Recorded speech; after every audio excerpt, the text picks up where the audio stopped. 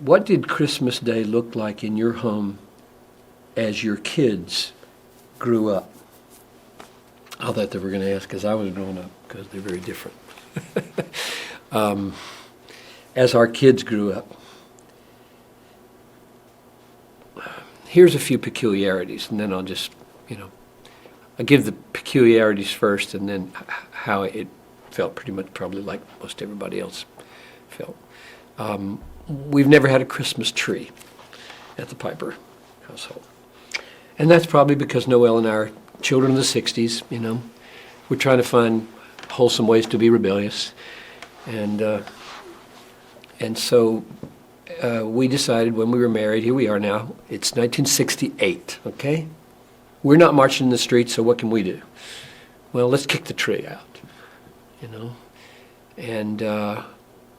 And the reason was real simple. I said, every unbeliever in the world has a tree. Why should we have a tree? Doesn't mean anything. Which, of course, doesn't prove anything. Like unbelievers wear shirts. I shouldn't wear shirts. But it doesn't carry very much distinctly Christian connotations, and therefore we were just building our life from the ground up as young marrieds, and we said, what could we do that would be more distinctly Christian? And we came up with the idea of what we first called the Jesse tree. I'm not sure where it came from.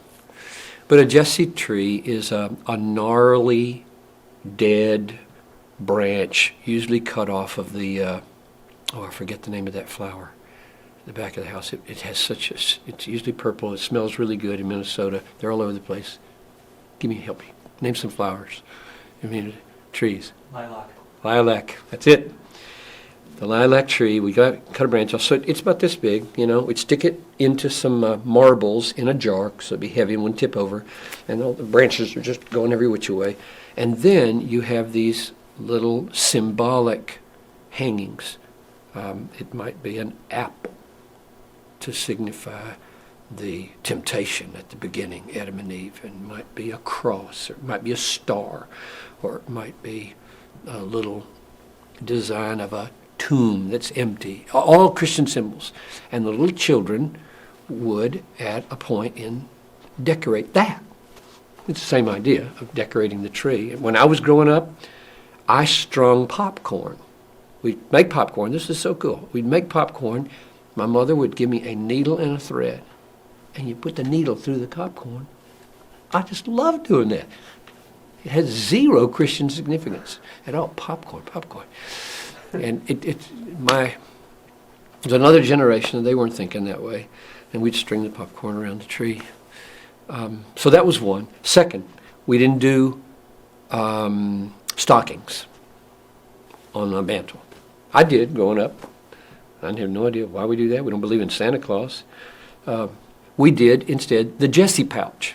I know we call it shepherd's pouch. Jesse tree, shepherd's pouch.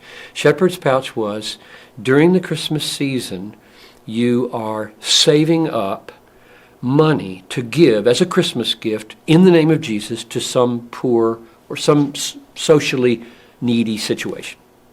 You could choose, and the kids could choose where they were going to send their money. So the night before Christmas, they'd take what they'd saved through the Advent season, and they'd put it in the shepherd's pouch. And in the morning, that money would be gone, and the shepherd pouch would be full of goodies, gum, tape, things like that. So that was an effort to just try to take the same old thing that people do and give it a twist that would make it more Christian.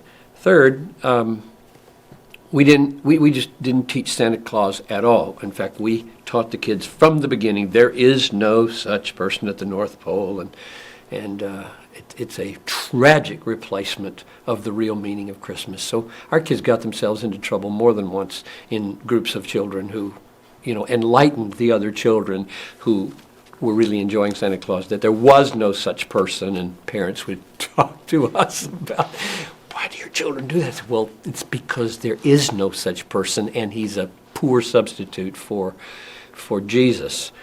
So those are three things. But the way it actually works Sunday morning is that the kids would get up early and they'd come and shake us and drag us out of bed, and then we'd have real special pancake breakfast, and they wanted to get beyond that real fast because we were piling. I didn't mention, where do you put the gifts? If you don't have a tree to put the gifts, we do gifts, okay? So that part we're into. And we put them under the manger scene. If you walked into our living room at Christmas time, you'd see decorations everywhere. Pictures that Noel's put on the wall and symbolic things everywhere. It's just all over, Christian symbols. And the main one, you'd probably say, now what's the main thing here? There would be this large manger scene. Noel collects manger scenes from around the world. So we have a nice one from Germany that's got wooden figures, and it'd be sitting on the table. Now, under the table, mounds of gifts. If you've got 4 kids, you have mounds of gifts. And they're boys, and so they're usually big. Trucks. And so that's the place. And then we just, we sit there, we tell the Bible story, and then probably one of the most unique things we do is we have a drama. And we usually have some guests over, some single guys who couldn't go home or whatever. And I remember Ross Sharks was part of our Christmas for a bunch of years before he married. And we would do the drama. So there'd be a Herod, and there'd be a Mary and Joseph. And if there's no living baby and the people visiting us, we do it with a doll. And we'd have angels up on the steps who sing, and then we'd have the shepherds who were afraid and they're cowering down, and we have little lambs around. We'd just take about 10 minutes and dramatize Luke 2.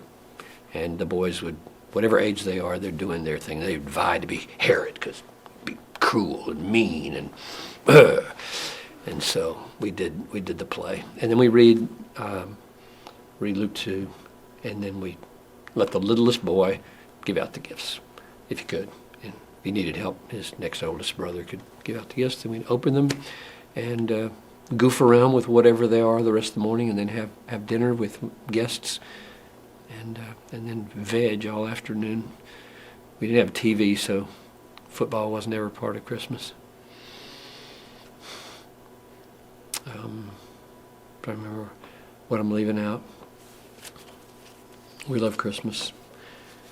We try to make it centrally about Jesus and his birth.